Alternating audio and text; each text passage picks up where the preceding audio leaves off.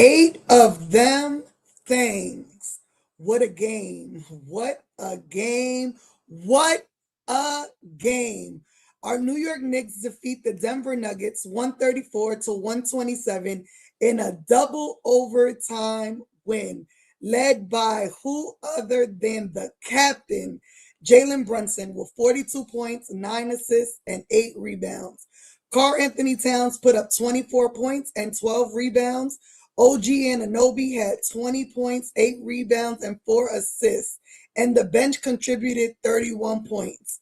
Tonight was not only a game, tonight was about character. This Knicks team showed us that they're a different Knicks team than what we saw in the month of December. They not only showed physical play, they showed what they were made of. They showed that they're locked in as a team. They literally left cat's blood and all their sweat on the hardwood of MSG tonight. Join us as we break down the game, talk Knicks injury bug, and what a busy day in the NBA with trades. I'm Mrs. Knicks, joined by the Knicks and Ish crew. Tonight, it being me and Knickerbocker Ave, as we talk Knicks. Now hit that intro. Boom shakalaka! The Knicks are grit. These kids and our party just lit. That's the parlay lord. You know we lick Knickerbocker have a talk to. Let's go! It's a Knicks. We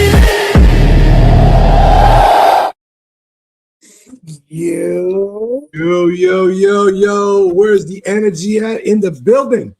As Mrs. Knicks has alluded to, that is 8. Count them 8 in a row. 8 of them things.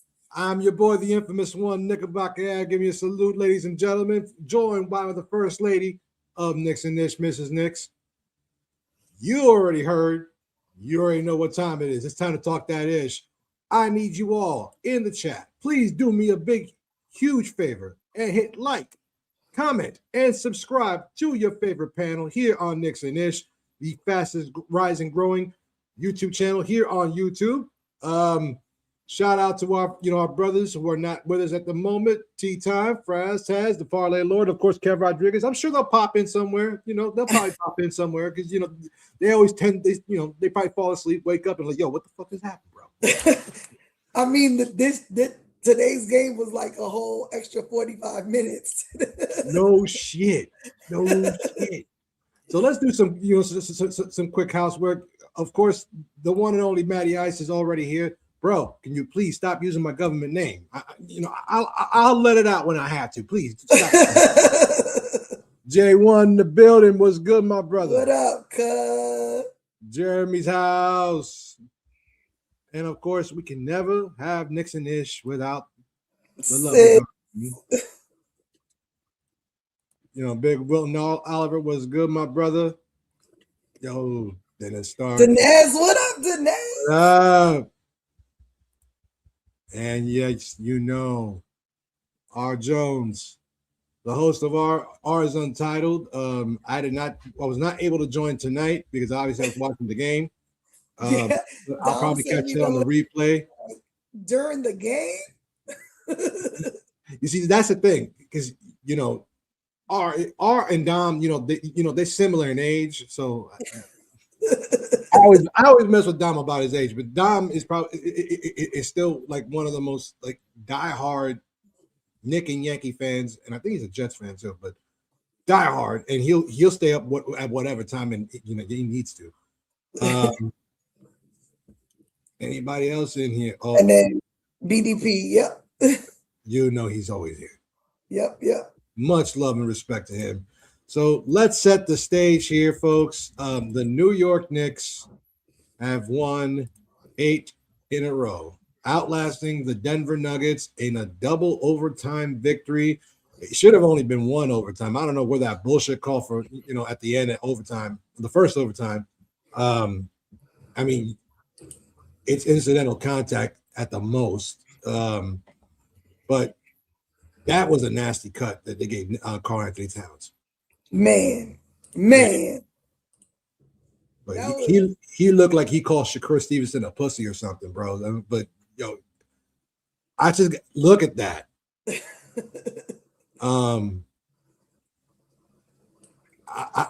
Seeing that picture right there and knowing the performance that he gave tonight, I never want to hear on both ends. On both ends. On both ends of the floor. I never want to hear this again. That my man Cat, you saw it. He showed you toughness. He fouled out, but he showed you toughness. But of course, tonight was led by the captain, almost a triple-double himself by Jalen Brunson, 42 points, 8 rebounds, 9 assists, 2 steals. OG still doing his thing, still showing you why he should have been an all-star. Big Cat, 24 points, 12 rebounds and assists. And, I mean, there's going to be a statistic that you're never going to be able to see, but the work he did on Joker tonight, on the defensive end between him and Mitch, I mean, you're not going to stop him. You're not going to stop at him at all. But if you can slow him down and make him uncomfortable, so uncomfortable that even though he had a triple-double, look at that stat, 1 for 13 from downtown. This man was supposed to be on a minutes restriction on load management on some Mitch type shit. Because 20-something minutes. He was supposed to play 20-something. And they played last night, and they lost a close one to Detroit. This dude played like 40-something minutes. 45 tonight. Look at that. He almost played the whole game. Exactly. Knicks went 50% from the field, holding Denver to 44% shooting. But I think that was a telling number right there. 13 for 50 for Denver. The Knicks fared a little bit better, at 36%. Free throws was kind of crazy. When Jokic got that, he got 3 free throws, only made 1 of them. You know why, right? The ball don't lie. The ball don't lie. The ball don't lie. There was no bullshit. I don't get it. Honestly, I was gonna say something in the group chat about it was lockdown time. Randu, what's good, my brother? I was gonna talk about how the Knicks was gonna, start locking down on defense as they have been over the last 8 games.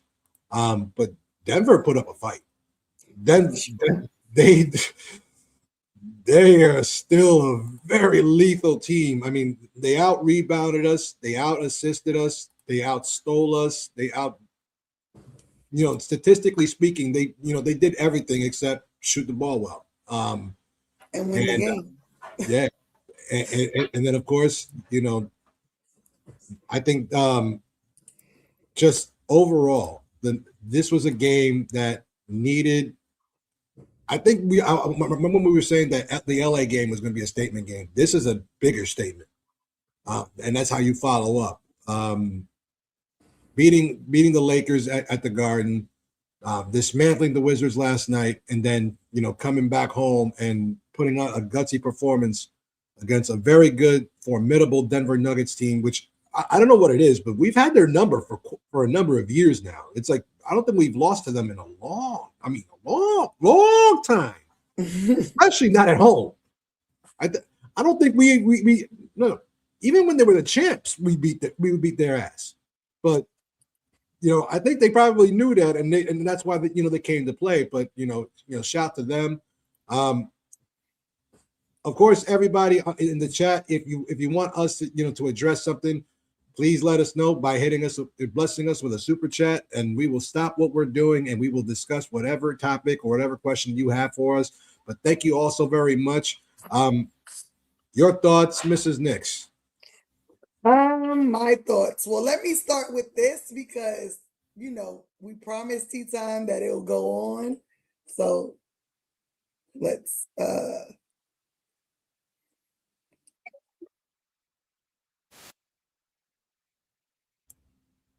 What the? It don't sound right without sound. It don't look right without sound.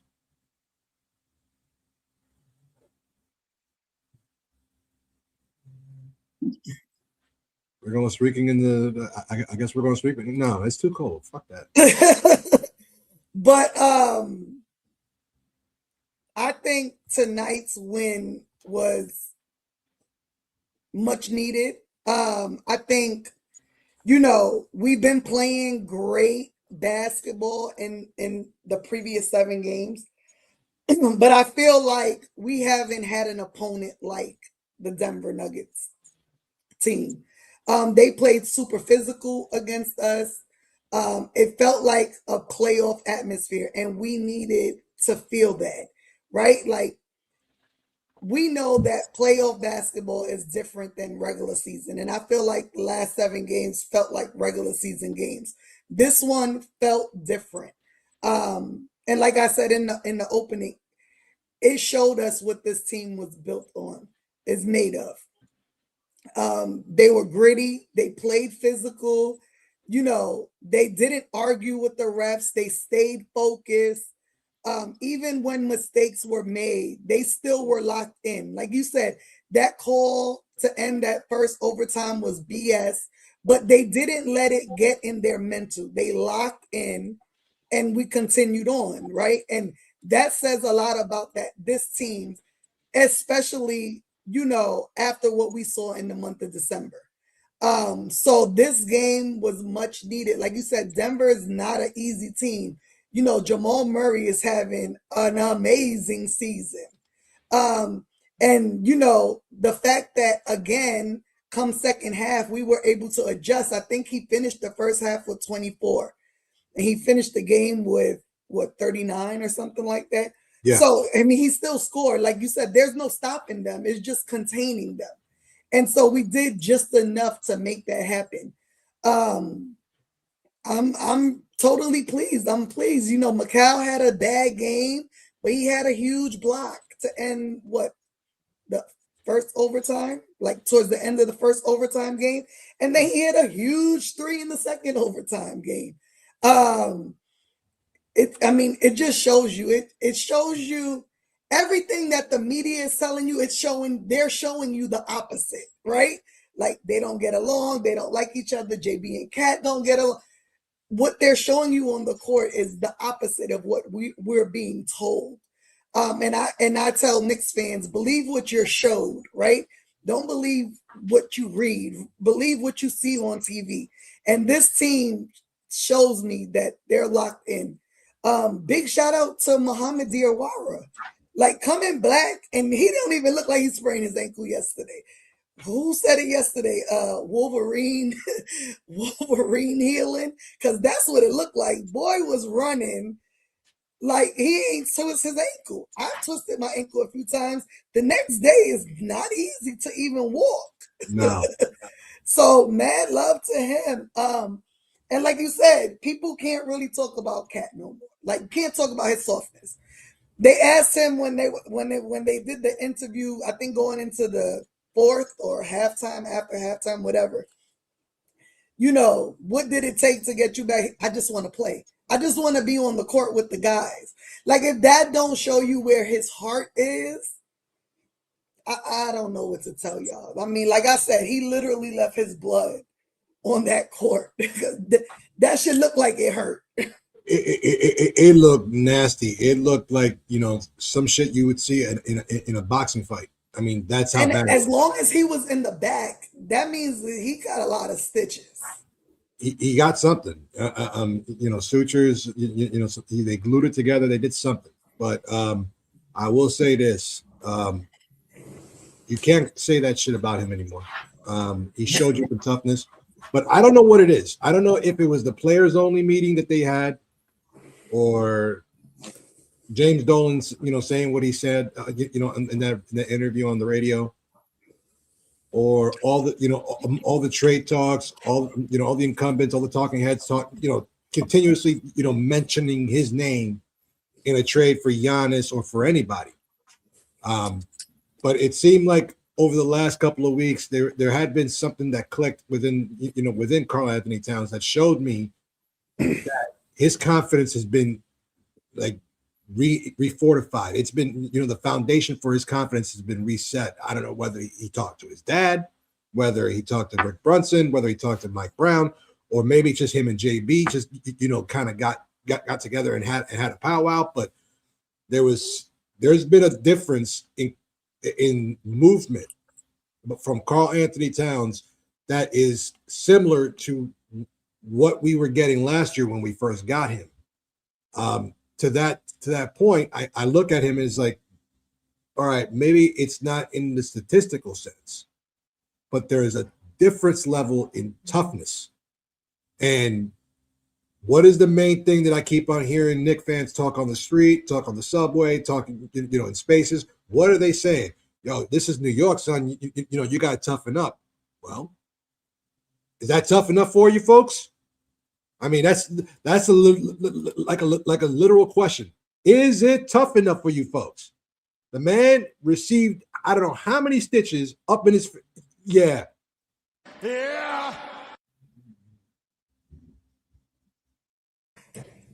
That's funny, Jeremy's house. You know what? He actually might have to too, because we got Detroit on Friday, which is, we really need that. We need that get back. And the rest of the schedule prior to the All-Star break is not easy. It's still like a pantheon of bullshit, because it's, I mean, I can just look at it right here and just tell you. So we got Detroit on Friday. We're at Boston on Sunday.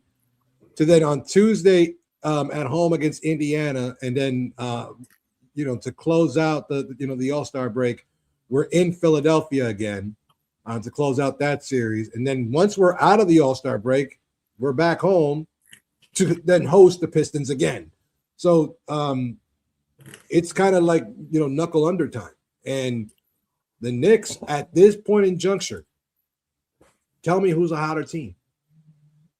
Tell me who is a hotter team right now than the New York Knicks. Don't give me the Charlotte Hornets. I mean, yes, they're playing great game, and they're at a 7-game win streak themselves, but we're at 8. And if you look at their schedule, that shit's going to stop eventually. It's like they're gonna run into a wall, and I think they play Detroit next. So it should be commended. If you're a Knicks fan, you should be walking a little bit more prouder and a little bit more confidently, considering where we were at the beginning of January to where we are now. 8 consecutive victories, and in a very gritty and tough-minded victory to give us our 8th consecutive victory in a double overtime thriller against the Denver Nuggets, and that's with Murray and Jokic doing what they do on a nightly basis. Yeah, I know Dinez Hornets are still ass, but I have to recognize the fact that they are, they have won 7 in a row, and they beat some good teams. They beat the Spurs, they beat the Mavericks. We couldn't beat.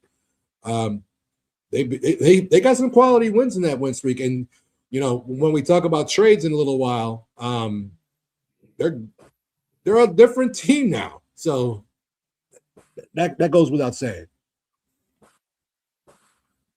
Yeah, for sure. What up, JJ? Jack City. Well, we talked about JB doing JB things. I will say this. There was a part at the very end of the regular of the fourth where I felt he was really, you know me, and us here at the show. We're gonna say it as it is, right? Like captain, not captain, Jalen, Cat. If they do something we don't like, we'll speak on it. I feel he was really selfish in that end of that fourth quarter. I feel like everyone in the whole entire world knew he was going to go for that last shot, and he should have used himself as a decoy. And that's the very few things I dislike about Jalen Brunson's game, for sure. Like, love everything about him. Wish he would put up more assists, and he has been as of recent, right? But in situations like that, you have to trust your guys, because we know you're going for the shot. Everyone knows you're going for the shot. You have to make yourself the decoy and not take it. You have other shooters, Landry, OG, Cat. You know what I mean? Like, you have to You cannot be fully selfish because that absolutely could have cost us this game. Absolutely. Especially the fact that we didn't have Cat the whole second overtime. You literally had to do it practically yourself with, your role players. You have to trust your team. And I know you do, but you have to get out of that mindset of that this is that team when it was random. You know what I mean? This is a whole different team. You have to trust the guys because you should not have taken them last shots. And I get it, he was hot, but them heat checks against good teams cost you, right? Because you do a heat check 3, miss it, they get back and hit a 3. That's a 6-point swing right there, right? Like, you got to play smarter. You got to. You are captain. You cannot lead us wrong. In the captain's defense, we all know that he emulates his game a lot to Kobe Bryant, and so in his defense, I have to look at it as like, if Kobe were here, God rest his soul, if Kobe were here and it was his position, it was his team and his game to lose, what would he do? Yes, Kobe would have chucked it and would have taken the shot. There are things to be said about that, what you just said. It's like, absolutely. Should he have created, for his teammates? Absolutely. I think that without Josh Hart, was probably the only person he trusts, 100%. He trusts them with everything. Because Josh Hart wasn't there, there wasn't that, that person. And because Cat wasn't, I mean, he was involved in the fourth quarter, but because he didn't foul out till midway through the first overtime. But Mitchel didn't really have it. OG, was on the other side of the court, which is where he usually is anyway. And, Mitch, I'm sorry. I'm still thinking about that one play where Mitch was all alone on the top of the key and he ran the lane on Jokic. Jokic was like, what? And my only response in the group chat is, what the fuck did I just see? And then I got a message right after that, Steve telling me, he's like, yo, that's Instagram, summertime Mitch. I'm like, oh shit, that's right. You mean this one right here. Tennis averaging a triple-double. Robinson blows past him, though. Over Tennis averaging a triple-double. Robinson blows past him, though. Joker just looked at him like, wasn't expecting that. Like, you do that, dude. you be on that shit. But on some real shit, like, I understand the frustration. And yes, sometimes Jalen does have a tendency to take the air out of the ball, similar to other guys that we're going to talk about later on. But the reality is that I think that if other players are not, just standing around, because especially during game time, like, when it's clutch moments, JB is going to have the rock. JB is going to be looking for a shot. He's going to try to win the game for us or lose the game for us. Like so many other, main guys on our team have, Melo, Patrick, so on and so forth. But yeah, I think you're right in that sense. But guys need to be able to, they have to create for themselves too. They can't just be standing around. They can't just, Mitchel can't be parked on one side and OG on the other. You can't have Deuce, who hasn't played in a while, but Deuce will be standing around. You can't have Cat doing that either. So, yeah, no, I agree with you. I think that falls more on coaching, right? There has to be plays drawn. Those are situations where you draw up a play. So there needs to be plays drawn up for situations like that. You know what I mean? That's just my take on it. Like, there needs to be a set number of plays that they can rely on to either free him up better or open up for someone else. Well, it's actually kind of interesting because the ESPN broadcast tonight, I watched the game on that one, and they were talking about how if Jalen takes under 15 or under 20 shots, the Knicks have like a 27-1 record or something like that. Mm-hmm. Under 21 shots. Right. And if he shoots over 21, they're 12-12. Well, What did he shoot tonight? Exactly. He shot 14 out of 27, 5 of 12 from downtown. And he had 8 rebounds and 9 assists. So in this case, it worked. But you're not going to be able to do that, every single night, especially when you start playing more quality opponents like like the Detroit Pistons, or eventually, because we have yet to see the champion Thunder. We have yet to see, the Utah Jazz. I mean, I'm not saying too much about them, but you haven't seen some of these other teams, and so you eventually have to come up with something different, and it can't just be on you. Even though, yes, you're going to take the majority and the bulk of the shots. However, you cannot be the hero every single night because, one, it'll get taxing. Two, we need you to save some of that shit for the playoffs. For sure. Like I'm dead ass. You have to save some of that shit for the playoffs, because we cannot. I mean, yeah, the regular season is important, but we need that shit for the playoffs. Yeah. No, for sure. And then not only that, like it's about, teams already knowing what's about to happen. We watch them every night. We knew what was about to happen. Right. So, like you said, scouts already know. I mean, he's the clutch player of the year. He's the reigning clutch player of the year. So, if a team doesn't know he's going to take that last shot, then they ain't got good scouts. Right, exactly. So it's just like, we just have to play smarter. And BDP, I absolutely agree. When we have a good lead, we have to chill with the threes. Like, unless we just shooting them at, one of them games where we can't miss, but that shit causes a lot of issues because then it's the long rebounds, teams that are really fast get the running on us. I think you have to go back to old school basketball, right? Like if you have a good lead with a little bit of time left, they can shoot threes. If we shoot twos and make them, we still put you just have to put points in, right? You just have to put points on the board. Right. You don't need to shoot like basically shooting yourself out of the game, really, even though you're in the lead. And I mean, I'm sorry, but I've subscribed to the idea that the too many threes theory is lazy basketball. It's really lazy basketball, and it's so lazy that when, like you just mentioned, the long rebounds, and then you're not getting back on D, even though it's a lazy offense, then it should be a much more efficient defense. And that's what the coaches are thinking, but that's not what's happening on the court, because what ends up happening? Guys are if you're so lax on offense, you're not responding. You're not quick on your feet to get back on defense, which leads to to the lobs and long passes, down court. And guys are, whether you make it or you don't, guys are already halfway down the court, and you're still looking at the shot going down. It's like, come on.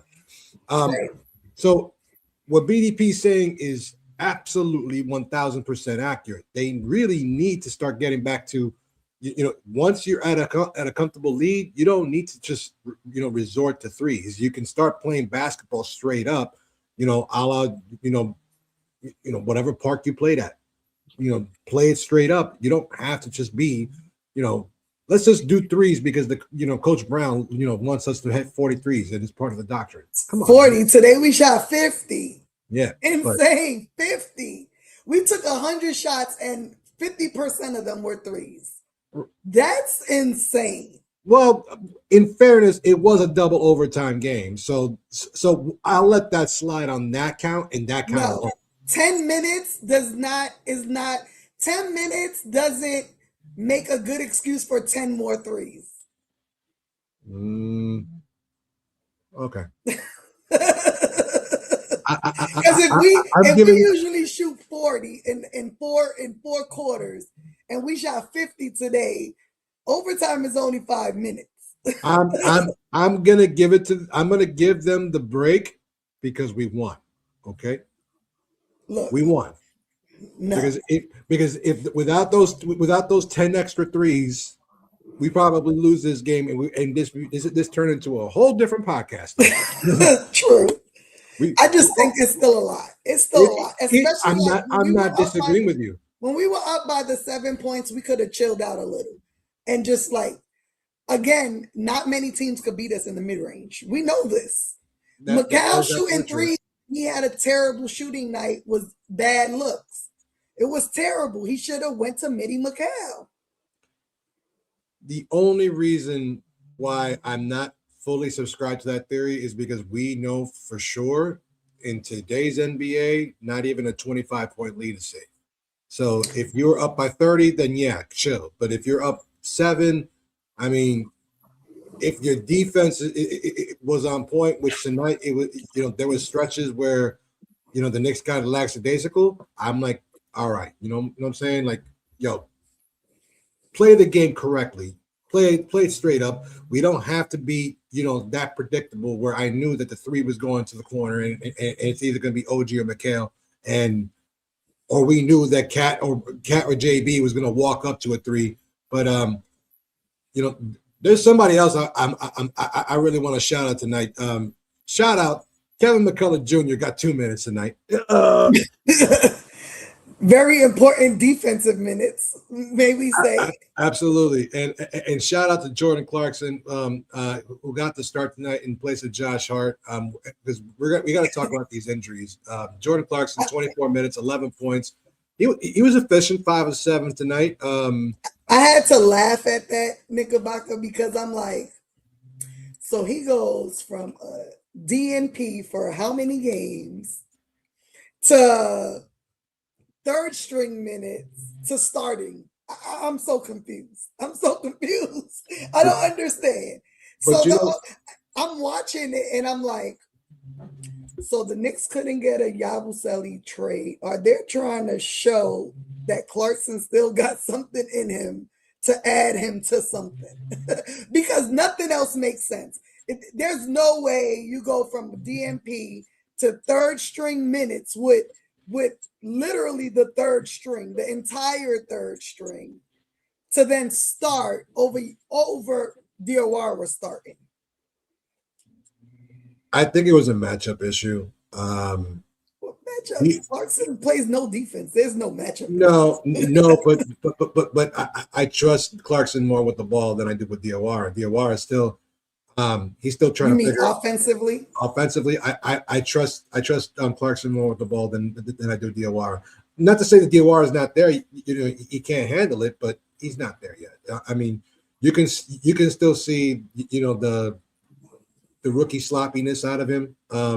Even though he's showing you toughness, he's showing you that he can defend. He's showing you that that he has some toughness in him. But I still trust Clarkson with the ball more offensively than I do Diawara. I'm sorry, you can't convince me otherwise. I mean, I understand what you're saying. I just think it's weird. I just thought it was weird. I'm just like so confused about why he was starting. I mean, I get it. Clarkson is a vet and he knows how to adapt and adjust. And so I understand that. But his handles ain't what it used to be. He looks really sloppy offensively a lot of the time. What did he say? I don't know what I have no idea what soul contrary he's talking about. Maybe he can enlighten me on that one. But right now, let's talk about the injury bug. Wait, because we got to show love to one other guy in today's game. All right. Mitchel Robinson. We showed him a little love with his little offense, but defensively, he gave Joker fits. Joker fits. Oh, since you mentioned that, I got to play this just because I have to. All right. I have to play this. Where is it? Hold on. Oops, wrong thing. Where's it at? Video. Because it was only one play, but JB held his own on that play. I was proud of my boy. That was nice. You know what it is? He won the Timbs last night. He's like, yo, I can rock this shit.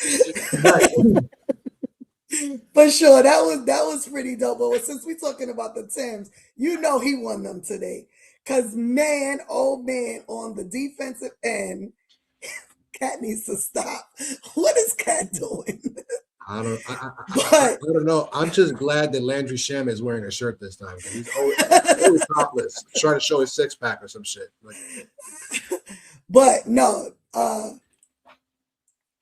Mitch played a hell of a defensive game.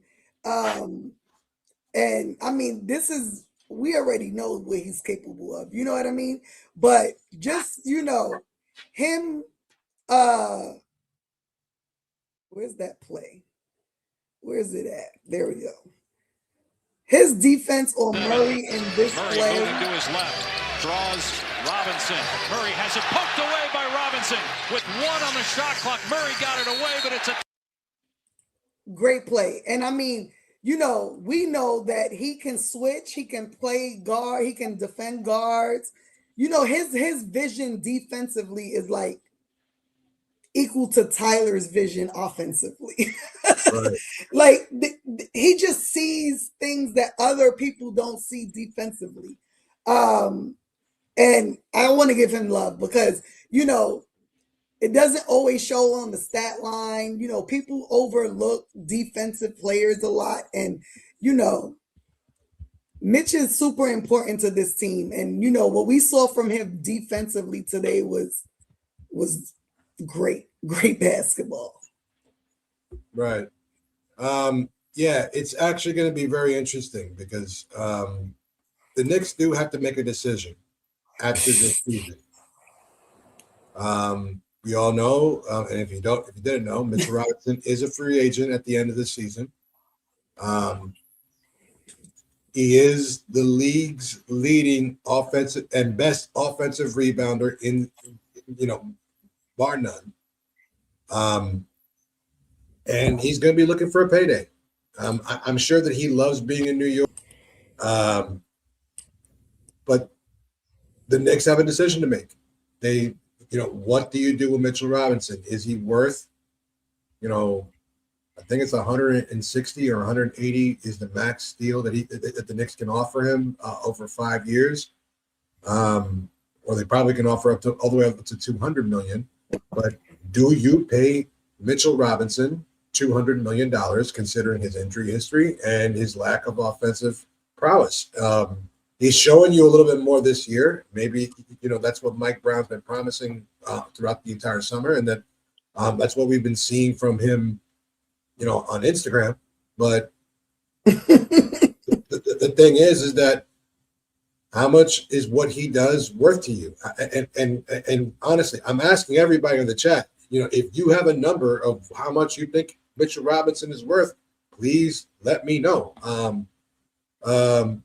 Because Darlene, you hit it right there. That's what happened with Isaiah Hartenstein, and it worked out for him. He got a massive big contract, went to the Oklahoma City Thunder, and won an NBA championship. And now he's on the trading block. But he's still getting paid. He has a ring. I'm not mad at his situation. He probably ends up in LA or something. Might be chilling. Who knows? Might go to Miami. Who knows? Yeah, I mean, if I'm the Knicks, to be honest, I'm gonna try and make something happen before he gets put on the market. Another team is taking him. Oh, absolutely. Another team is taking him. I'm sure Cleveland will take him up immediately. Facts. Because they don't want to see him anymore.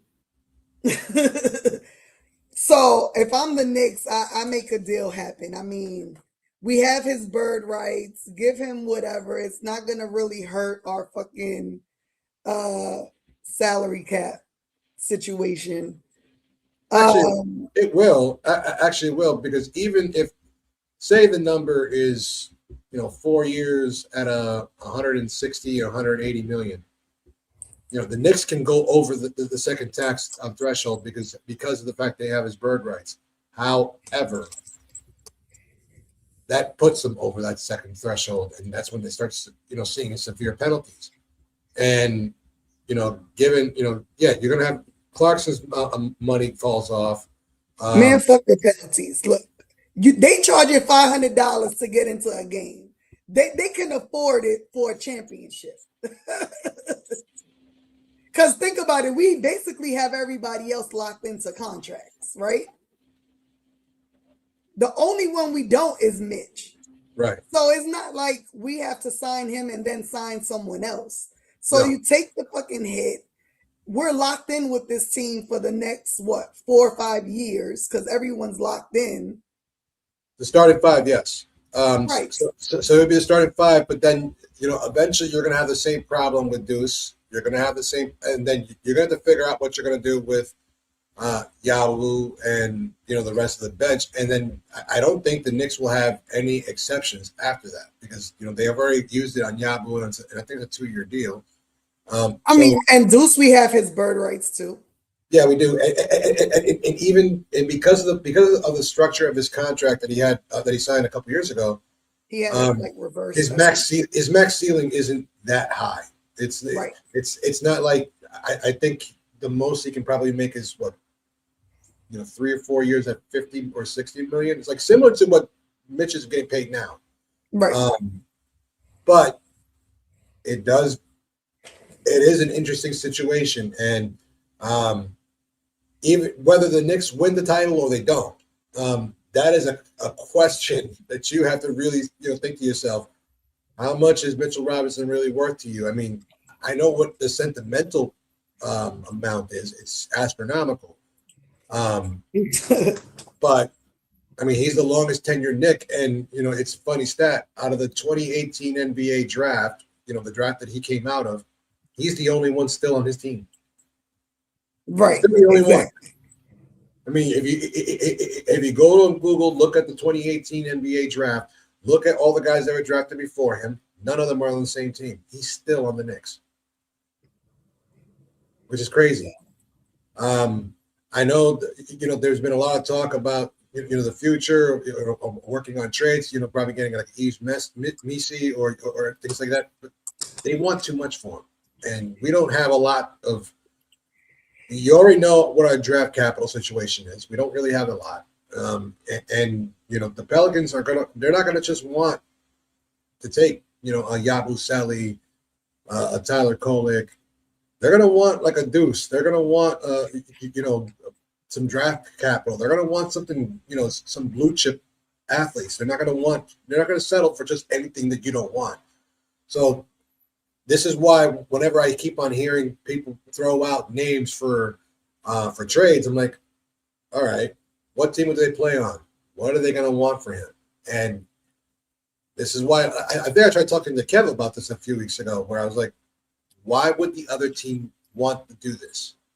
And so because we have to talk about these trades. Some of these trades today they came out. Well, while we're on air, yeah, we could talk about the injury bug later, but while we're on air, one just happened. What the? The Golden State Warriors trade Jonathan Kuminga and Buddy Hield to the Atlanta Hawks for KP. Literally, it just broke. Are you serious? Sure am.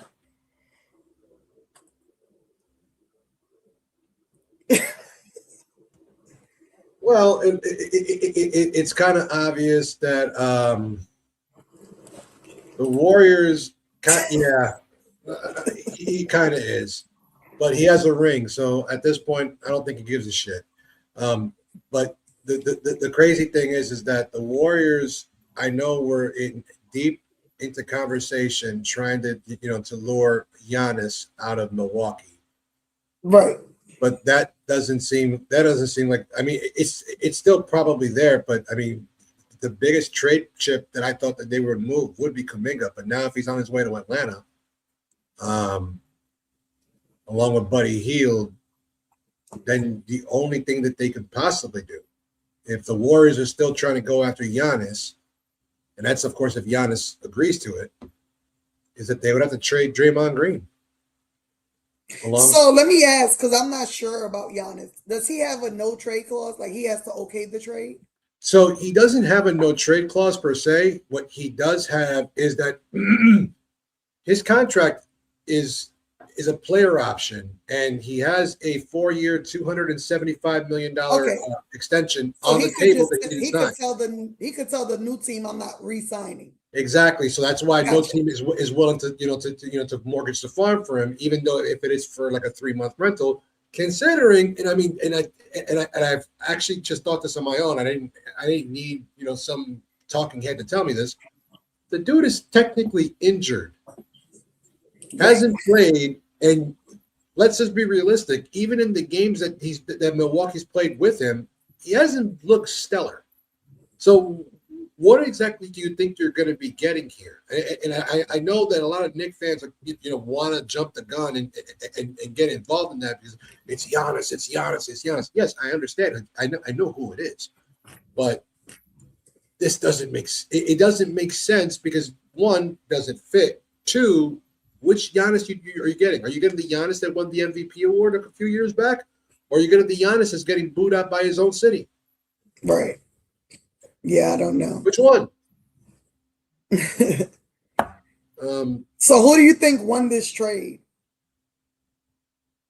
I hate to say this, but Atlanta won this hands down. Hands down. Without question. The Atlanta Hawks just got better. You added Jonathan Kuminga and Buddy Hield, two guys that can shoot the ball and can add some much needed offensive power to add to that team that's trying to dig themselves out of the funk that they put themselves in by moving Trae Young and making all these moves, and they're trying to compete in the East, at least if not make the play-in, probably make the top 6. They realize that they have to compete against the Miami Heat. They got to compete against the Charlotte Hornets. They got to compete against the Orlando Magic. Just their division alone is not easy. So right. I think the Warriors, they're going to be exciting if everyone's healthy. That's the problem. KP but that's a huge if, because I mean, Steph he's not playing now. They lost Jimmy Butler. KP hasn't been healthy in 3 years. Maybe even longer than that. I don't think he's been healthy since he was the early stages of a Knick. He's been hurt every season. I mean, one can be said. I think he had one good season in Dallas and a good half season in Boston when they won the title, and that's about it. But he still was hurt those seasons. Right. He was hurt both those, but those are probably his two best ones after the Knicks. So, again, if you think, you tell me, hey, anybody in the chat, you tell me who won this trade. I say Atlanta wins this hands down. Yeah, I think so too. Because you never know what KP Golden State is getting, like you said. He not only's been injured, but he has like this weird illness that no one seems to be able to either address or even know what it is for like the last 2 seasons. He's got the Croatian clap.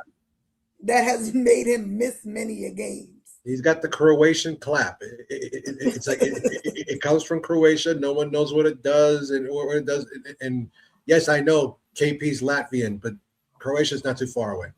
Right. It's in the same area. It's in the general vicinity. Right. And it affects the same general area. Well, in his case, right. So let's see. The next trade we could talk about is, let's do this one. Oh, sweet Jesus. The Dallas Mavericks traded Anthony Davis, Jaden Harley, and D'Lo and Dante Exum to the Washington Wizards for Chris Middleton, AJ Johnson, Malachi Branham, and Marvin Bagley III, and 2 first-round picks and 3 second-round picks. That seems like a lot for someone who. It seems like a lot because it is. I'm just saying, like, did they throw in the 10-time All-Star to like make up for all those damn picks that he ain't worth?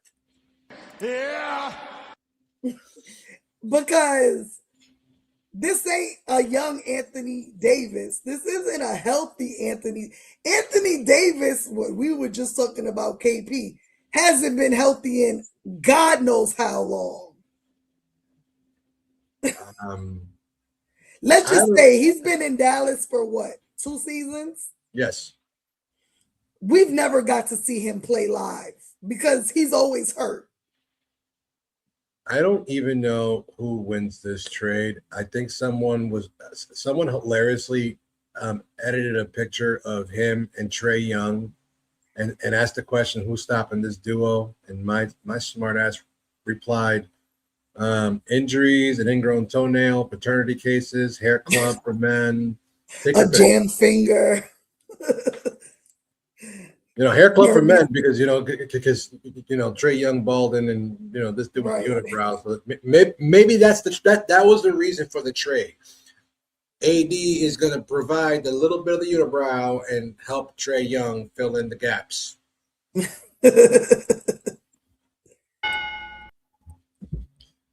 So Jeremy's house says, I just want this to mean the Wizards win enough to get the 9th pick. The problem is that Trae Young has yet to play. He's been in Washington over a week, and AD's been there. AD's been there for what now? 24 hours, and he already broke a toenail. So no, they're not winning anymore. Yeah, and I don't think it's not because they're not capable of winning. The Washington Wizards are just not going to play them. I think when they made the trade for Trae Young, they made it clear we're not playing him. He's going to sit out this season. Yeah, he's going to be healthy.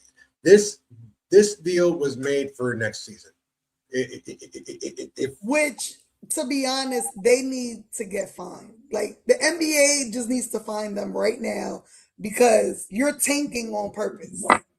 And to be honest, this is the second time the Knicks get the short end of the stick on this shit. More than the second time, but it's the second time in recent. Second time in the last couple of seasons. Right. It's like the Knicks get the short end of the stick all the time. Right. It seems like I haven't seen a favorable situation yet when it comes to these kind of these pick swaps and favorable to least favorable situation. I have yet to see that happen. Doctor's orders and advice, yeah. Good one. Yeah, so I agree with you. No one wins that trade. That was just a whole bunch of maybe Dallas because they get the picks. Maybe Dallas wins because they get the picks. And I think I also said something on Twitter. It's so the Dallas Mavericks traded Luka Doncic for nothing, for free.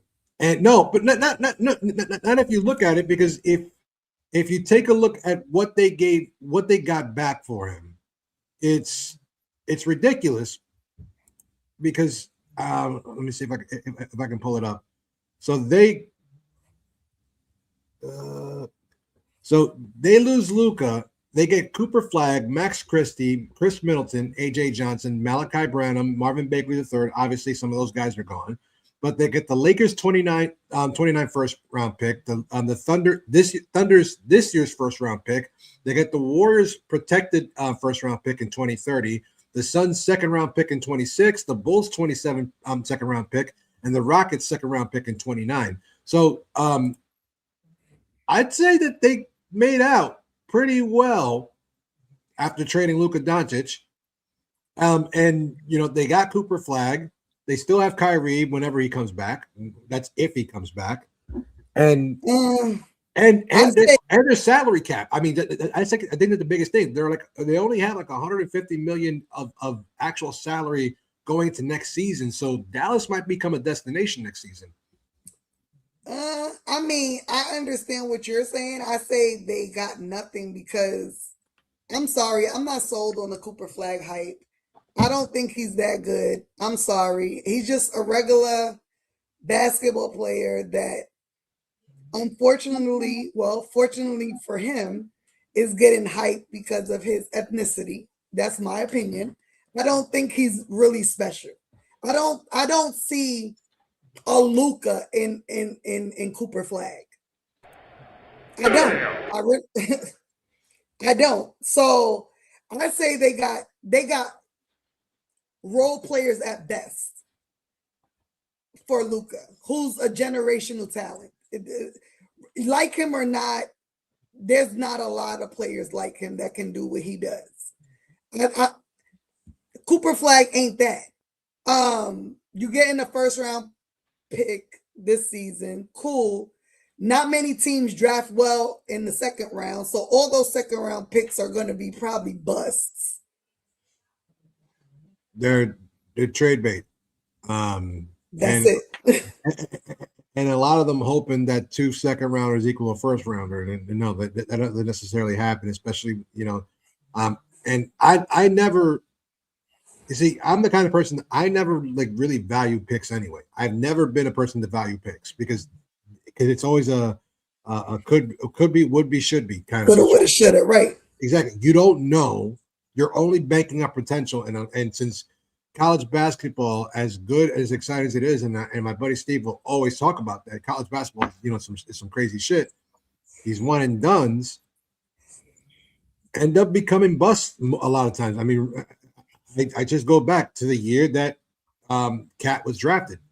Who was after him? D'Lo. Who was after him? Jahlil Okafor. After him was KP. All these guys were supposed to be like generational talents, and only one of them is still around, really, and that's Cat. Yeah. After that, And you even think about around.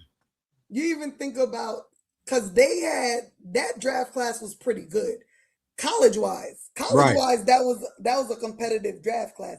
You even think about, was it Miami that drafted him? Justice Winslow. Yeah. He was nasty in Duke. Nasty. Yeah. And he ain't last.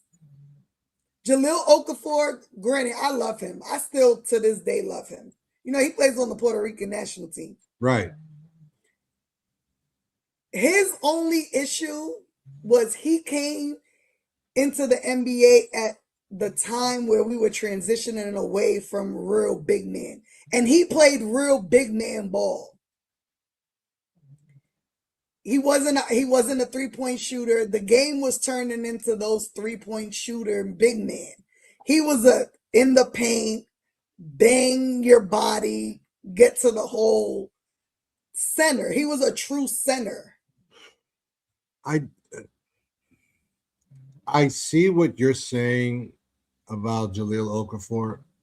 My issue with Okafor, though, is that his college career never translated into the NBA. And if you look, for me, it was a motor thing.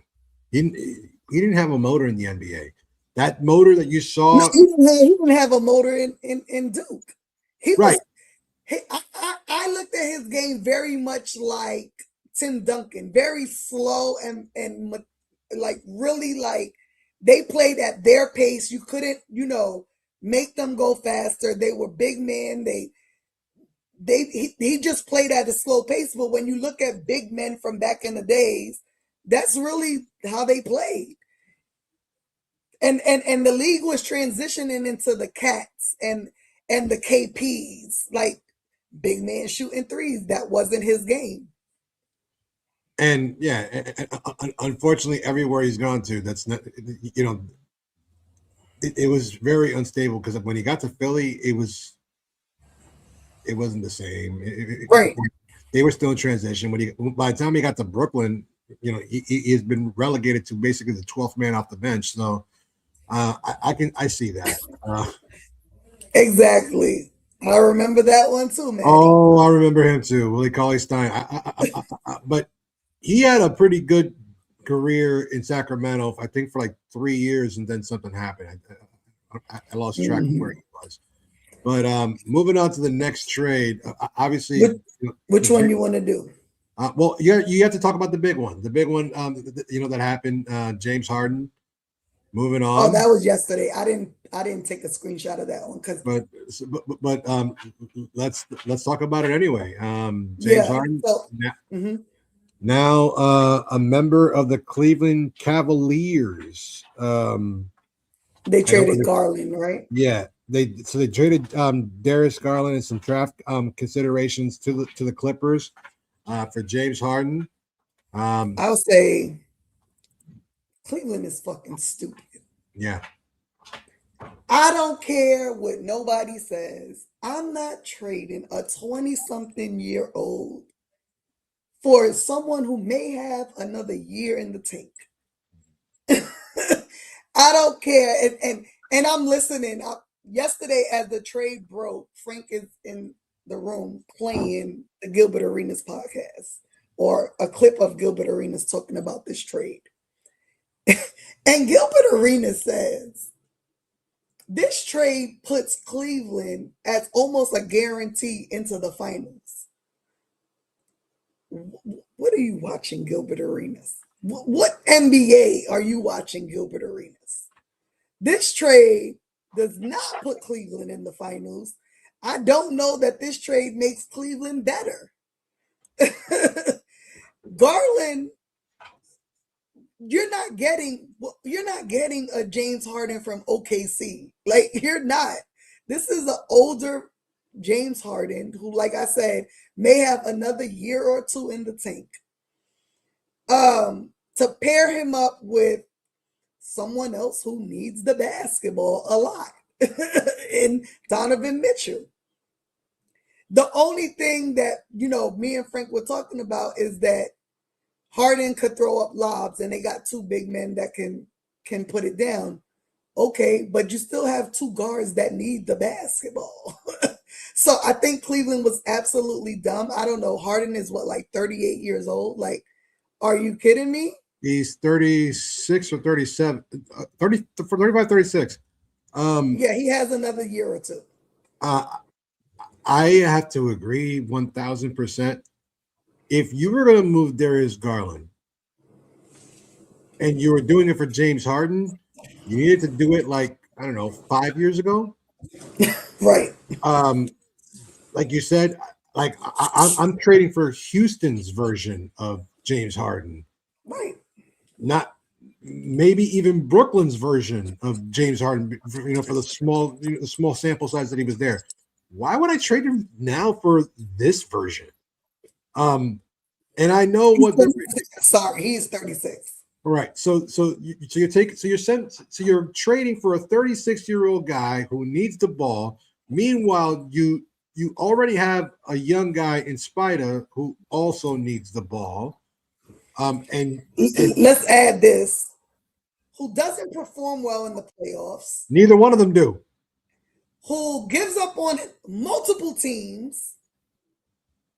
Well, Spida did that once, but that's neither here nor there. But James Harden has done it multiple times.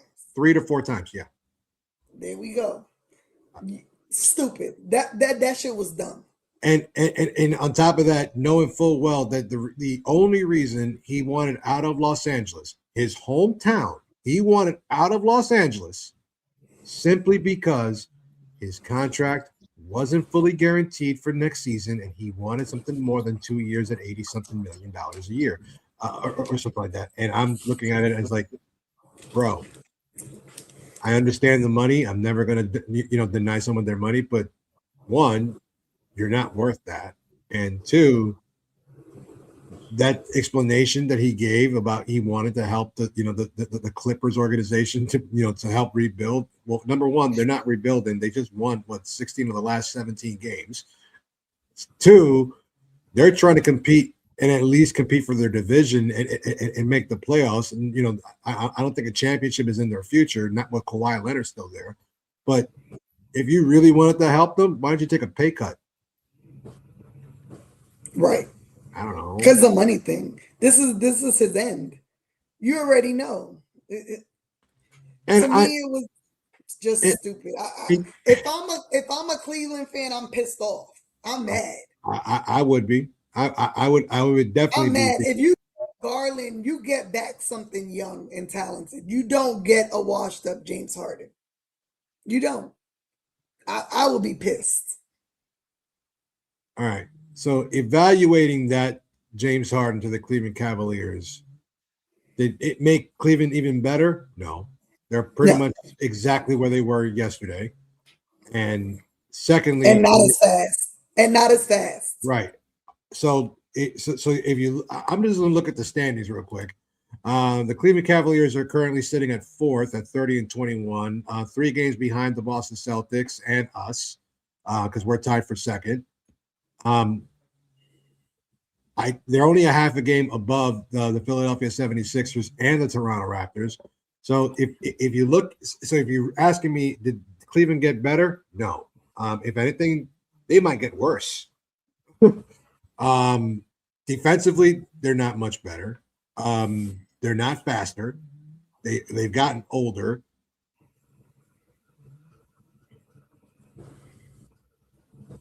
I can't argue with that now.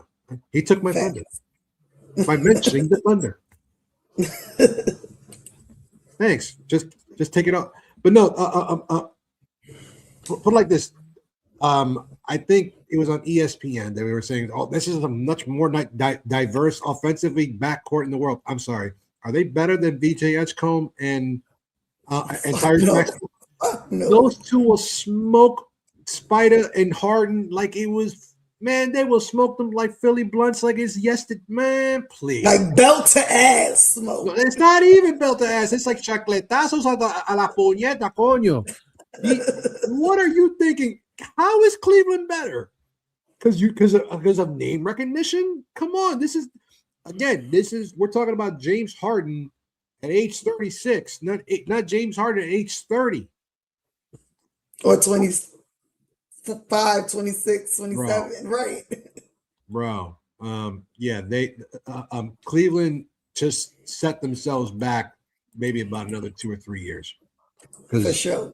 Because whatever championship window they thought they had, they just closed it even more. Can they still come out of the East? I think they probably could. If a lot of things happen, like if Jalen Brunson shoots himself in the foot or something, and then Jalen Brown just decides not to play anymore, and if the Pistons decide to, like, you know what, I really miss going to Cabo. I'll take a season off, right? I'd like to be in Cabo right now. Then maybe Cleveland can do something, but then you still have to deal with Philly, Toronto, like all the teams I just mentioned. Yeah. Sure. No, so Cleveland, they're probably a playing team. Yeah. Probably. So let's see. There's 3 more that happened today. Let's go with this one. So the Cavaliers were not done. They traded Lonzo Ball and 2 second-rounders to the Utah Jazz, as they need any more fucking draft picks. And what did they get in return? I have no idea. Let's see. Lonzo Ball trade. Let's see. They traded him to Utah for to wave ball to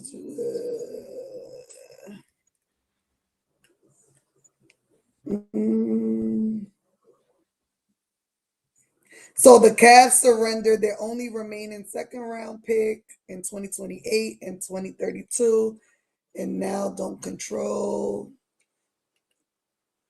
I mean, it doesn't even say who they got him for. It looks like a salary dump. Yeah, because if I'm not mistaken, they're already talking about that Utah is going to end up waiving him. Right, that's what it says. Mm-hmm. So basically they got rid of Lonzo Ball.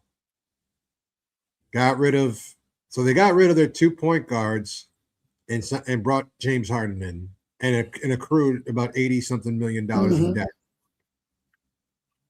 Right. Kevin. What's next? You're going to bring back LeBron? Huh? You have 15 hours from now to do it. Why not? Let's make it one more time. LeBron and Cleveland. Yeah, nothing that I'm reading shows what he was actually traded for. So I'm assuming probably picks, because it was a salary dump because they were already over the second apron with the trade that they made for Harden and them. So it was a complete salary dump. That was stupid.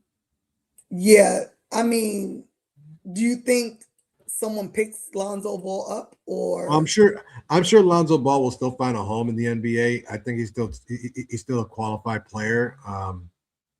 not that he's not a qualified player, but is someone's medical team going to clear him?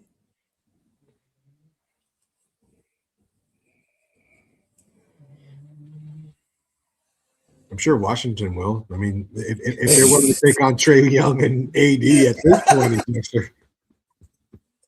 I mean, if they're willing to fucking take Trae Young and AD, both of them are going to be injured. You traded for these guys injured, knowing full well that they're going to be asking for, multi-million-dollar extensions, over the next couple of years.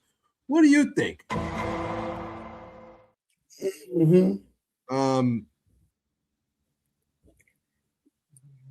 So let's see. The next one.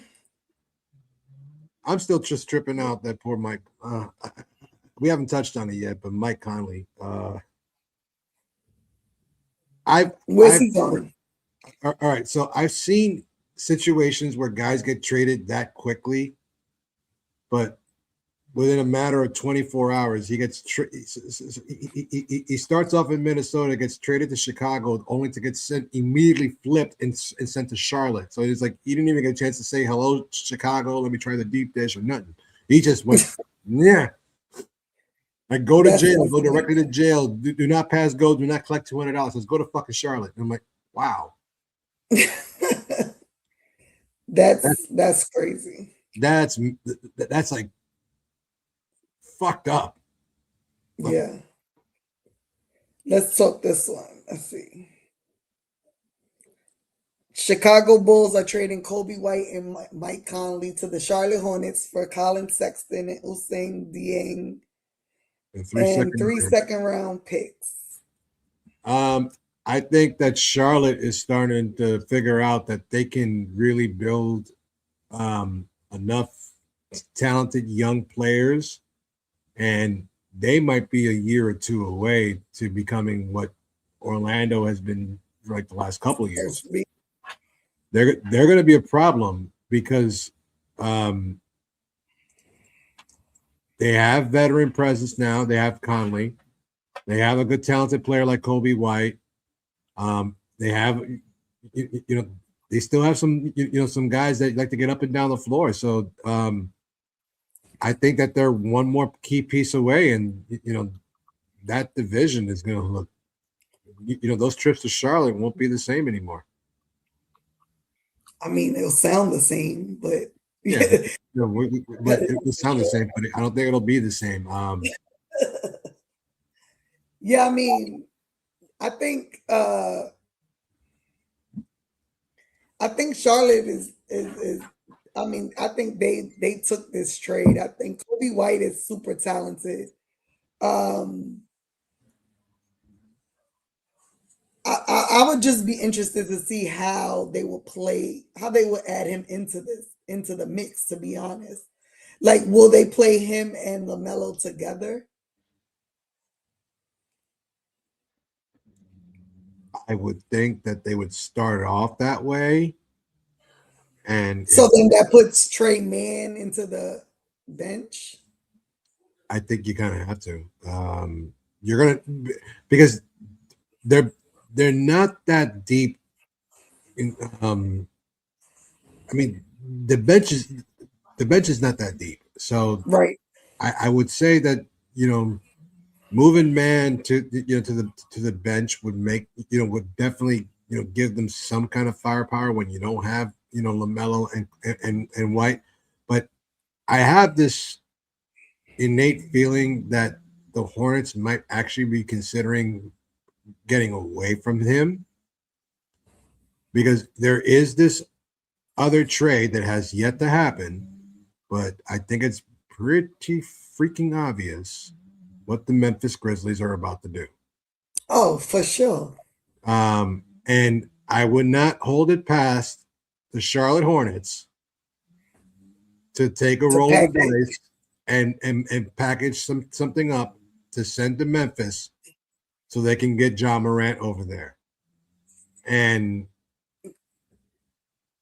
I just said it a second ago. They're about they're one key player away from really competing. In the Eastern Conference playoffs. Ja Morant fits that mold pretty nicely. I think that he does need to get out of Memphis. Probably, Memphis is looking to rebuild anyway. So why not? Could you imagine Ja Morant in Charlotte? I mean, there'll be a running gun team. I don't. No pun intended. Yeah, facts. I'm gonna need to watch some Charlotte games. I haven't watched Charlotte. I don't know what they really look like unless they play the Knicks. So, they're still very young. They do get up and down the court a lot. They're not a very good shooting team. They still have Miles Bridges down there. It was kind of like he's kind of like their only true defensive anchor there. Right. But this is where I wish Dom was here, because Dom could tell you all about the Charlotte Hornets. But I don't know. I get the feeling with this trade that the Hornets are looking to make a trade, to start building towards at least the next season, where they get into the Ja Morant sweepstakes, because they're not going to go. They're not going to go after Giannis. Giannis won't. Even with all their picks, they're not going to go after Giannis. Giannis won't stay there long term. They don't have enough anything to build around him, so he won't stay there long term, even if they did.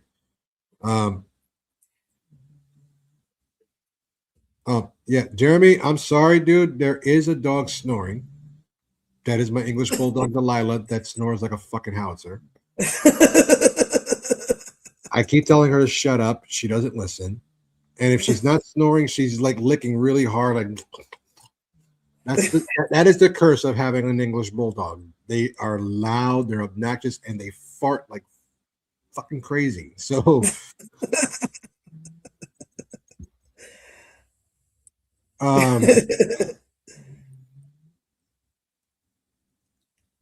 but okay, so then there was one more trade that happened today, and then we could get off this topic. The Philadelphia 76ers traded Jared McCain to the OKC Thunder for 2026 Rockets first round pick and 3 second-round picks. I'm going to be honest. I think this is pretty unfortunate. I mean, Jared McCain showed he's talented. He's super talented. I think Philly they got VJ. And I get it. But then you just give up on what you already had instead of developing him more or allowing him. He really went into the doghouse this season.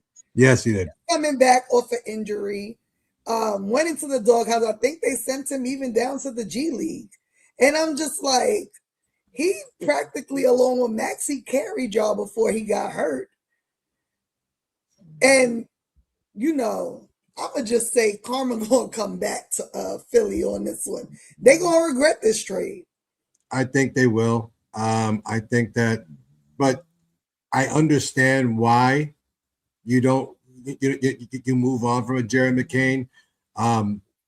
Those draft picks, I don't think they're not going to be worse shit. I mean, it's a first round pick for the Rockets. The Rockets right now, they're still competing out west. I'm not even looking at where they're standing right now. The Rockets, they're fourth. They're 31-18. They're fourth in the West. So the fact is that draft pick is going to be dick. Is going to be worth dick. But I don't think Jared McCain fits what the Sixers hope to be going forward. I'm going to be like, thinking, I'm not going into projection, but I think that the Sixers may be looking towards a future that's going to be built around Tyrese Maxey and VJ Edgecombe. That may also mean, and while they still have Embiid, they'll do what they have to do with him. But I don't think that their future is going to continue to be with Embiid, considering they eventually, they're kind of like us. They want to see a championship too. They haven't seen one in, 40 years. So they want to see one too. And so from the message boards and the groups that I've seen that, Philadelphia is, some people are feeling the same way that you are. Jared McCain, is a great raw talent, but I don't think he just fits with VJ, with Tyrese, and what the Sixers are eventually going to try to be. They're going to try to be this, this formidable, young, up and down kind of team, and McCain doesn't fit that anymore. I don't agree with that. I don't agree with that. I think when you look at if he doesn't fit with their starting lineup, I could get that part. But you can't tell me he can't lead that second unit. You can't tell me he couldn't have been their sixth man. I mean, I take him over Quentin Grimes any day.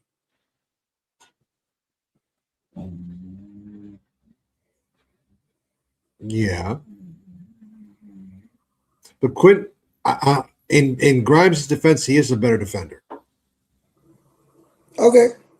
That's the only thing. Grimes is a better defender and maybe a much more consistent shooter, or maybe a much more efficient shooter. But then again, Jared McCain, I mean, he hasn't gotten so much, so much playing time this season. So I really didn't get a chance to see very much from him. But from the little bit that I saw last year, I didn't see too much of a problem. But then again, last year it was a wash. They didn't know what they were doing with Paul George because he was hurt. Embiid was hurt. Maxey was hurt. It was a shit. It was a shit show for them. Yeah. I mean, we'll see. I think I'm gonna stand on that. I think Philly made a mistake, but we'll see. Oh, I'm sure they do because Philly has a knack for making really bad decisions, and then trying to sell the fan base on this idea, and more often than not, they don't. No one's ever fucking buying it. They For sure. So I think that covered all the trades that happened. Jared McCain or Karl Anthony. All right, hold on. The Golden State Warriors have traded center Trace Jackson Davis to the Toronto Raptors for a 2026 second-round pick via the Lakers. That just happened? Yeah. Oh. In the last half hour. Bro, the NBA is exhausting me with these trades this season. I don't even know who that is, so I can't speak on it. I'm not even gonna hold you. What does it say here? The Hornets received 2 second-round picks from the Magic, and this. Okay, I don't care. Yeah, that's. And then, of course, they're still wondering, if Giannis is going to get moved. Surprise, folks! No, he's not. I don't think he is. And I'll tell you why. The main reason why he's not going to get traded is because of the fact that he doesn't want to sign long-term with just anybody. I think he's dead set of coming to New York, and this is not because of New York bias or anything like that, or that we want him here. I think that's where he wants to be. He bought a house here. Everything points him to coming to New York. This is where he wants to go. He probably thinks that this is where he wants to win a title. And and if he does win a title, he'll be immortalized. And then, of course, he'll have that, the distinction of ending 2 50-plus year championship droughts for 2, large cities, and of course, New York being the larger one. I don't see him really working in Golden State. I could see him going to Miami. That kind of makes all the sense in the world to me, but it depends on what Miami's offering. And right now, their trade package is ass. Just Tyler Hero, a couple other guys, and 2 draft picks is not enough. There's not enough for a guy of his stature. They would need to include a second or third team to supplement some extra picks, and maybe that's what they're doing. But I don't see Giannis Antetokounmpo getting traded in the next 15 hours. But I could be surprised. I mean, I could be wrong. It's so weird because Layla's talking to me before while the Knicks were playing, and she's like, Giannis is gonna be out of Milwaukee by midnight. So I'm looking at the clock, like midnight my time. Right. So I'm like, oh well, he got 45 more minutes. Well, we'll see. I mean, I don't see it happening. And you know what? If I'm Milwaukee and I'm their front office, I wouldn't force anything. You know what I mean? If it's not best for your franchise, don't allow a player to force your hand. You know what I mean? Like, I wouldn't. I just wouldn't. If teams ain't giving you what you want for him, then let him sit there miserable, to be honest. If I'm the Knicks, I stay out of it. I'm good with this team as is. If we can't get rid of Yabusele and we have to have him on the team for the rest of the season, then so be it. I leave our team as is. Because I mean, when they're locked in, like we saw tonight, they're a fun team to watch. And they're a team that can compete with anyone. I stay out of the mix, to be honest. If we can't just make a little tweak to the bench, we leave it alone. If I'm the Milwaukee Bucks front office, as we speak, breaking news. The New York Knicks are trading Gershon Yabusele to the Chicago Bulls for Dalen Terry or Dallin Terry. I don't know who that is. what is going on?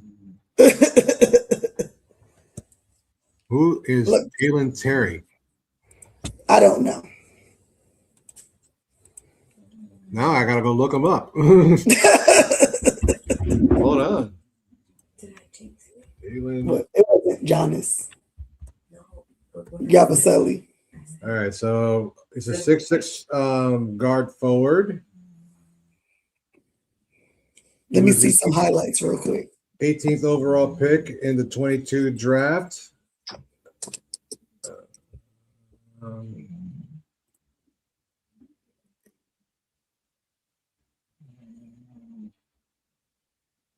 right, so we got another shooter.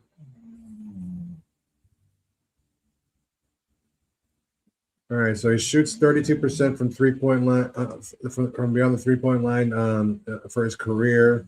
This year, he's shooting at 41.3, making about not a big time scorer, but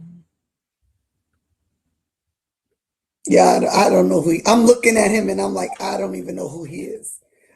Like, I've never seen him.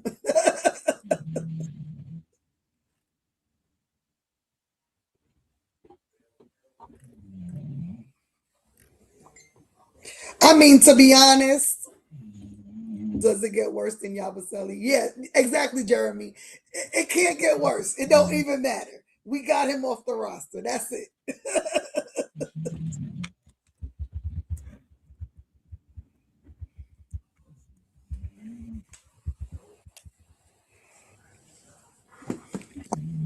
I don't know, because I don't even know who this guy is, so I can't even speak on it. And to be honest, I'm with Jeremy. I don't see the rotation opening up more. So whomever we get, I don't think it matters.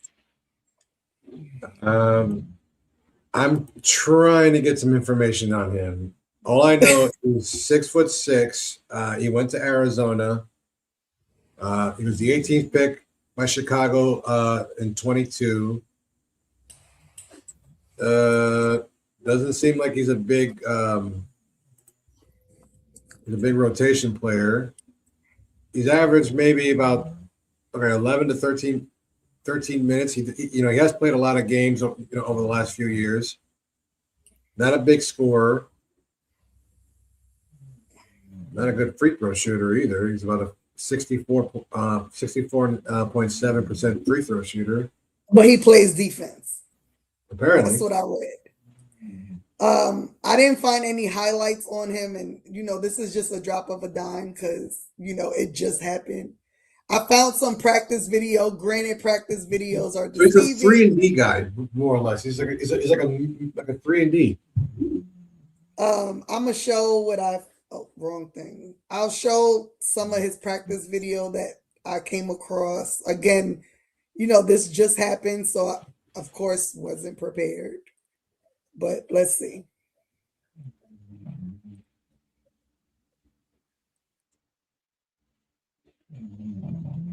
Okay.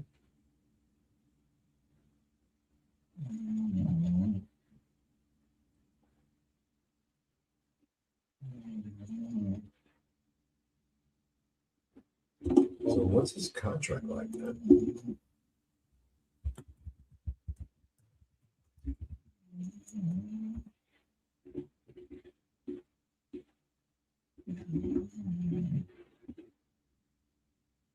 So it looks like he's still on the rookie deal, right?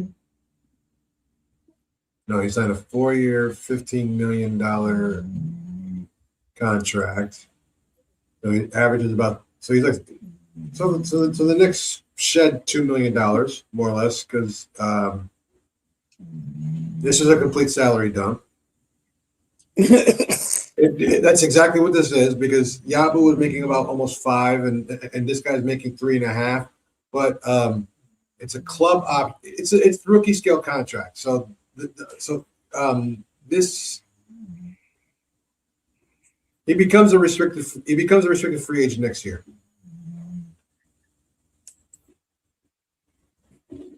The Knicks might actually end up more than likely are going to end up waiving him and bring somebody, and maybe finally, and this will probably bring a smile to your face. Finally, bring Dink Pate up. I'm just saying. There go your boy. Yeah. I mean, I don't even know what to say. I mean, good luck. You weren't what we thought. You weren't what we thought we got when we signed you. You had plenty of opportunity on the court to prove us wrong, and you didn't. So, good luck in Chicago. Yeet. It's so unfortunate because, it's funny because, again, me and Frank, we just talk basketball all day. He says, did you know that Yabusele is the one that dunked on LeBron in the Olympics? I'm like, yeah, that's what we thought we were getting. We were getting that dude. We got the Timu version of that dude. That's sad. I'm trying to see if there's anything else about him. Bro, there's like nothing. No, so I'm like looking at his Instagram and I'm like, all right, this dude thinks he's a model. So yeah. So New York is perfect for him. Yeah, during Fashion Week, but while during the NBA regular season, my brother, you gotta play ball.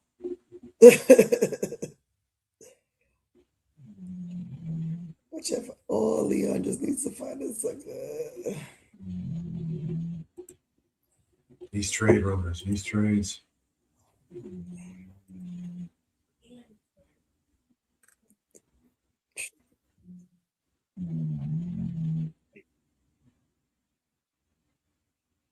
Well, we will find out what ends up happening over the next 14 and a half hours. We're going to go to bed, and then tomorrow we're going to find out that a lot of niggas is not where they were yesterday. For sure. Like, this dude was over here. What happened? Right. So just quickly before we leave, because we had an hour and a half, which is crazy. We had on our topics, have the Knicks get hit by the injury bug. What's your thoughts on that? I think that we've kind of lucked out a little bit, and that's knocking on wood because, yeah, Josh Hart, he's missed a lot of games, whether it was his back or his ribs or his hand or his ankle. Deuce has been gone. It feels like he's been gone for like a month, but he's only been gone a couple of weeks. But it feels like he's been gone a month. It's been like 9 games, I think. I know, but it feels like it's been a whole month since I've seen this man play. The load management on Mitchel Robinson is annoying as shit. So, 41 games he might play. That kind of annoys me. I think we're lucked out so far. And again, knocking on wood. I think the injury bug, it hasn't hit us as much as one would think. Yes, JB's missed some games. Cat's missed a couple of games. OG, I think, has missed maybe 2 or 3. So we've so far been lucked out on that one. But and of course Landry Shamet, was gone for all that time. But no, I think that they've been handling it well. All things considering, it's not that bad. Yeah. I mean, I think I agree with that a little bit. I mean, I think it's just like, I think what sucks is that when we just get everyone back, then something happens, right? Luckily for us, though, these injuries are minor injuries, right? Like Right. ankle twists, there's nothing that we can do with today's game. Every night someone's stepping on someone's ankle. I'm a little concerned about Deuce. I'm not going to hold you because missing the 9 games, granted, it was a high ankle sprain, but the fact that they're trying to get like second and third opinions on it and taking him for testing and kind of like not updating us kind of concerns me. Because a high ankle sprain, I think, is up to 4 to 6 weeks, maybe. Something like that. But it's the extra testing that they're doing with him that kind of gets me nervous. I think, the way Josh plays and the way JB plays, ankle injuries are almost the normal. I don't like to say they play reckless, but when you look at it, like when they're playing, they're full speed. What does Fatu say? Yeah, I mean, no, what's his slogan? All gas, no brakes. All gas, no brakes. He has All so many gas, good no ones. brakes. You know what I mean? Yeah, I mean. That's how they play. And so you can understand, how their ankles turn so much. Granted, none of these players play with high top sneakers, which makes it worse. Which makes no sense either. Huh? Which makes no sense either. You would think with all the torn Achilles that has happened over the last just 2 years, but let alone the last 5 years, you would wear something with a little bit more support there. No, they're not. Yeah. I mean, I understand. Like, I have a high top pair of Kobe's, and when I wear them tied up, you kind of feel really restricted in your ankle area. So playing basketball in them is, I don't know, especially when you're used to playing in low tops. I think the Christmas game, JB played in the high tops like half the game, like the first half of the game on Christmas nights, on Christmas Day game. He played in high tops and he came out from halftime back in his low tops. So clearly he didn't like how it felt either. But again, ankle injuries it's going to happen in the game of basketball. It's just, there's no preventing it. I will say this. Yes, we're getting hit with multiple injuries at a time, but we still got a lot of basketball left to play. So again, it's a little cliche, but much rather it be now than later on in the season. So, are you still looking him up?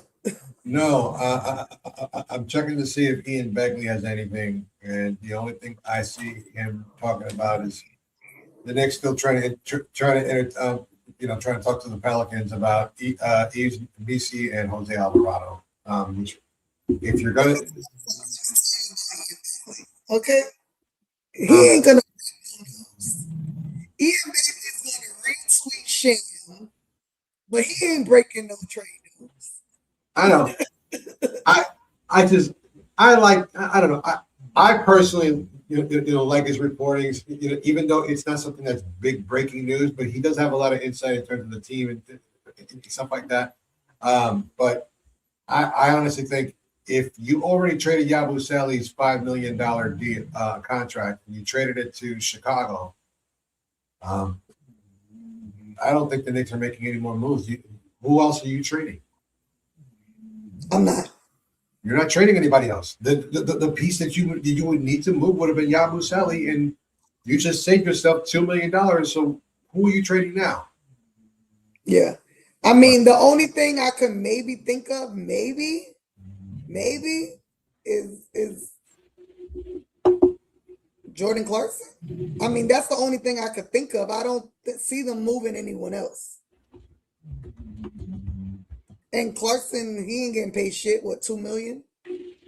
Something like that. I'm gonna look. Jose Alvarado makes $4.5 million. Yeah, it would not work. And now who's the other one? Yves Missy.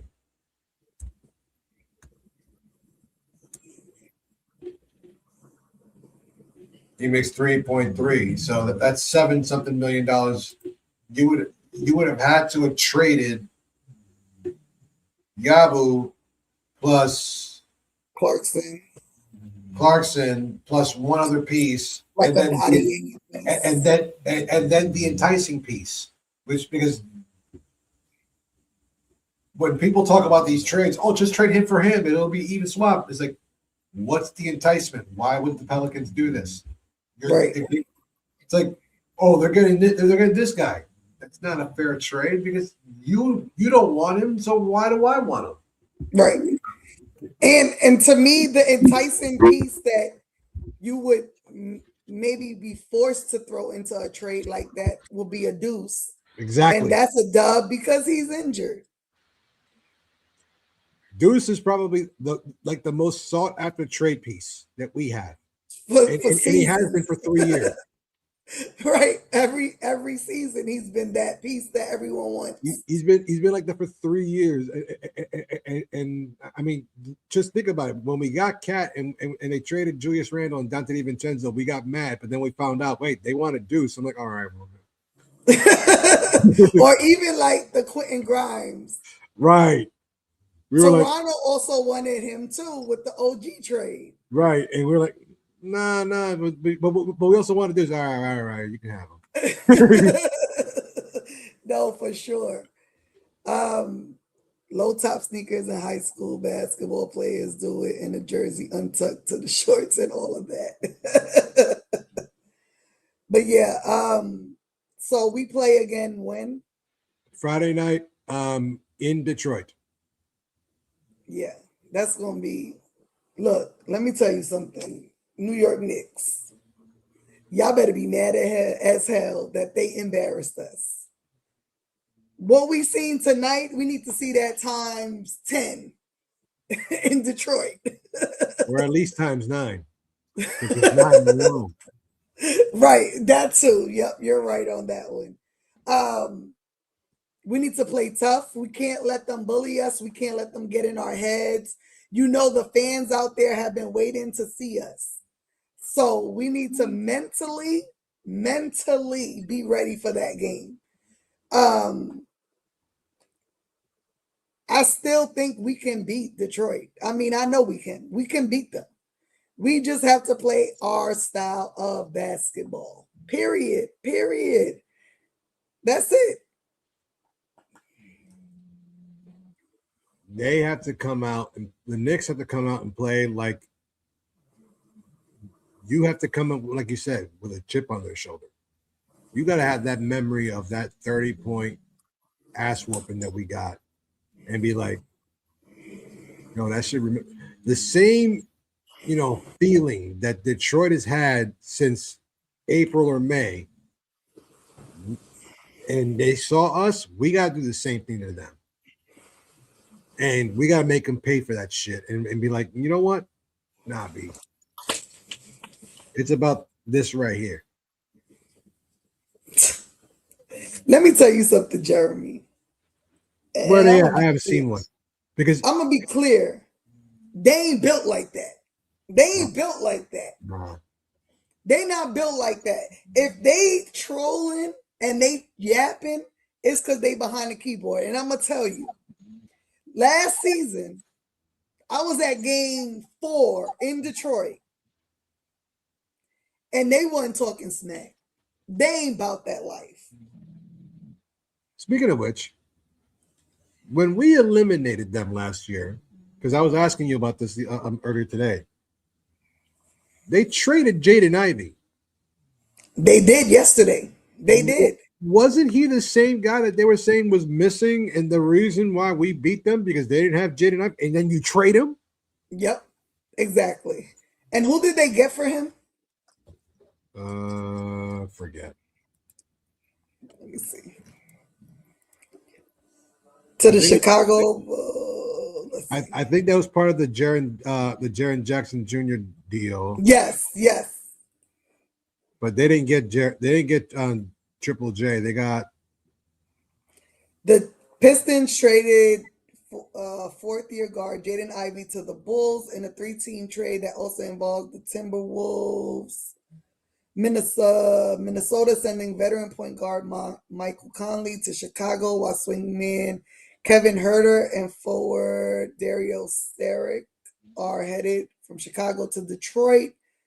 The Pistons will also acquire a protected 2026 first-round pick from the Timberwolves as part of the deal. So, yeah. I don't know. I even when you look at that trade, I don't know if Detroit did anything of note or value, because trading Jaden Ivey and getting Kevin Huerter. Kevin Huerter is obviously a better shooter, but I don't think, is he a better defender than Ivey? No.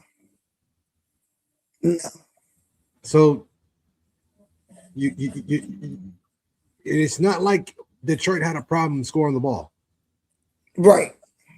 They had a problem stopping folks. And okay. What do I know? What the fuck do I know? I'm only a basketball fan of 30-something years, but whatever. We're going on about an hour, 45 minutes, and any more breaking news? No more breaking news. Yeah. Oh, sweet Lord. No more breaking news. Yeah, Jeremy, I'll be all over. And so me and Frank are contemplating, because I think we're trying to come up to New York next week. So we're contemplating going to the Philly game on the 11th. So have y'all bail money ready for me, because y'all know I go crazy. And Philly fans, they irk my last nerves. We don't need to be see, I don't need to bring up the bail money. I'll just have the getaway car ready. The back roads of Philly. You know, I lived there for 10 years, so I know all the little back roads and shit. So yeah, I got you. But yeah, so we'll be back on Friday night after the game. Hopefully after 9 of them things. You know that one. Nice.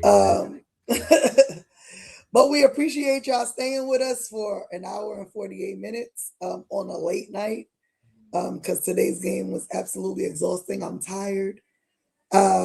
Make sure y'all hit that like button. Sharing is always caring. Tell a friend to tell a friend to tell a friend to subscribe to the channel. If you like us, I'm sure your friends will love us if they're Knicks fans. And we'll see y'all Friday night, hopefully. Now, I will say this. If something insane happens between now and Friday night with the Knicks, well, let's say this, between now and tomorrow at 3 o'clock with the Knicks, we'll be here. We will be doing a show tomorrow.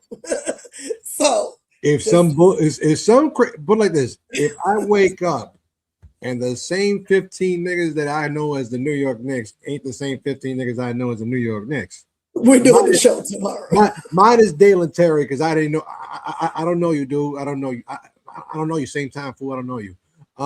But if the other 14 brothers is not the same New York Knicks tomorrow morning, we're gonna have. This is not going to be Knicks and Ish. This is now.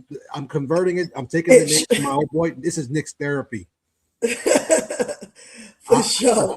I will be a psychiatrist, Dr. Av. I will be prescribing, whatever we need, because Lord have mercy.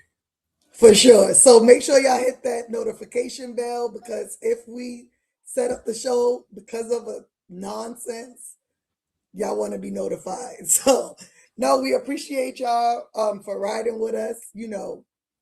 As always, it's always love. So please, if you will, let's hit that outro. Good night. Boom shakalaka!